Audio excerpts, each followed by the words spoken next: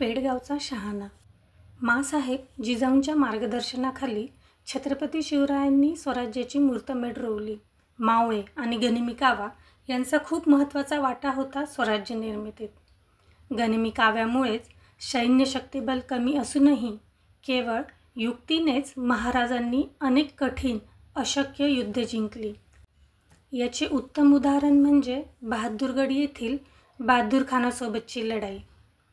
छत्रपती शिवाजी महाराजांनी जून 1674 भव्य दिव्य असा राज्याभिषेक करून घेतला आणि समस्त हिंदुस्थान आणि राजे बादशाह यांना आपली दखल घेण्यास भाग पाडले. त्या समयी मुघल सरदार दिलेर खान आणि बहादूर खान हे दक्षिणेत मुघल साम्राज्याचे संरक्षण करत होते. राज्याभिषेकानंतर पुन्हा एकदा मराठ्यांनी मुघल भागात छापे मारून लूट मिळवणे सुरू केले. याच वेळी काही कारणास्तव औरंगजेब याने दिलेर खान यास उत्तरेकडे बोलावून घेतले. त्यामुळे एकट्या बहादूर खानावर दक्षिणेतील जबाबदारी पडली होती. तो स्वस्तपणे पेडगावी बहादूरगडावर त्याच्या छावणीत चैन करत होता. आणि महाराजांनी हीच संधी हेरली आणि जगाच्या इतिहासात कधीच घडले नव्हते अशी अनोखी लढाई पार पाडून स्वराज्याला खूप मोठा आर्थिक फायदा करवून दिला. राज्याभिषेकानंतर काही दिवसातच 15 जुलै 1674 या दिवशी मराठ्यांनी पेडगावी बहादूरखानाच्या छावणीवर हल्ला केला आणि सुमारे 1 कोटीची लूट रायगडावर जमा झाली.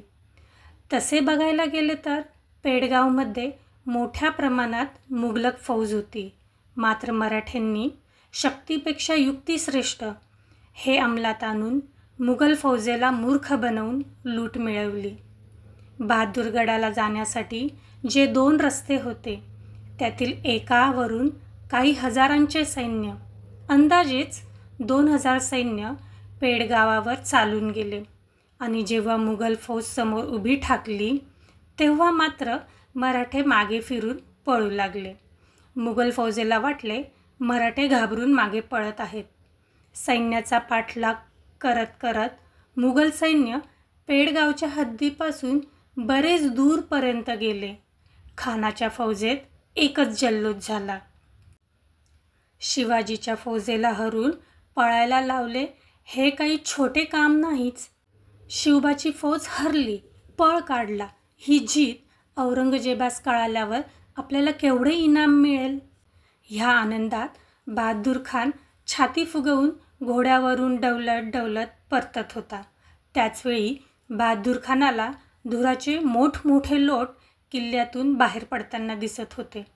खानाने भीतीने आवंडा गिळत किल्लेदाराला विचारलं, अगर हम सब यहाँ है तो किले पर कौन है? कोई नहीं जहाँपना, आपका ही हुक्म था कि सबने मिलकर शिवाजी के उन 2000 मावलों पर चढ़ाई करनी है. आता किल्लेदार, सेनापती आणि स्वतः खानाचे धाबे दणाणले. कारण काय आक्रीत झालं असणार याचा त्यांना अंदाज आला. आणि त्याचसोबत छत्रपती शिवाजीराजे ही काय चीज आहे हेही ध्यानात आलं आणि त्याची भीती खरी ठरली. एक घोडेस्वार दौडत आला आणि हुजूर, गजब हो गया, हम सब लुट गए, बर्बाद हो गए.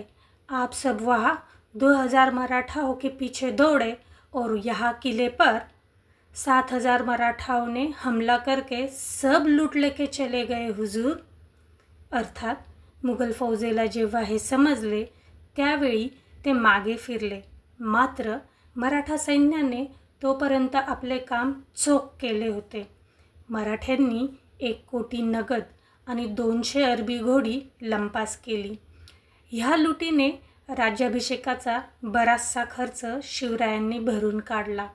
रक्ताचा एकही थेंब न सांडता सरसेनापती हंबीरराव मोहिते यांच्या नेतृत्वाखाली ही अनोखी लढाई झाली आणि मुघल सरदार बहादूर खानाला वेडं बनवलं आणि परत एकदा गनिमी कावा श्रेष्ठ ठरला.